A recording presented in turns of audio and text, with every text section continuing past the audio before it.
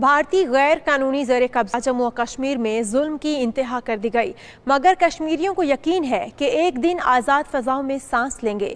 صوبائی دارالحکومت کشمیریوں کی قربانیوں کو سراہ رہا ہے۔ فہیم امین کی رپورٹ دیکھیے۔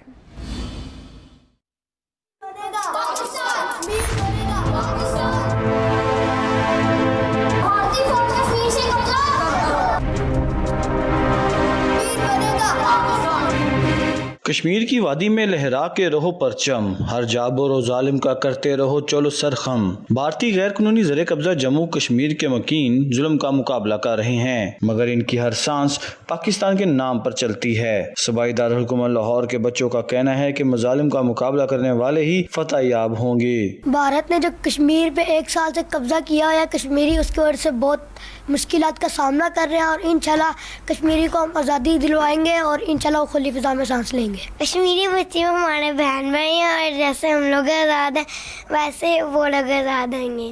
کشمیر پر جو بھارتی فوج نے غیر قانونی قبضہ کیا ہے وہ ہمیں کسی صورت بھی قبول نہیں ہے۔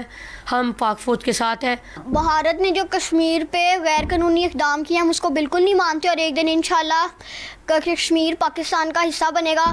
کشمیری زندہ باد۔ بچوں کا کہنا ہے کہ کشمیری بھائیوں کے ساتھ مشکل کی اس گھڑی میں کھڑے ہیں۔ کشمیر میں غیر قانونی فوجی محاصرے کی مذمت ہر پاکستانی شہری کی جانب سے کی جا رہی ہے۔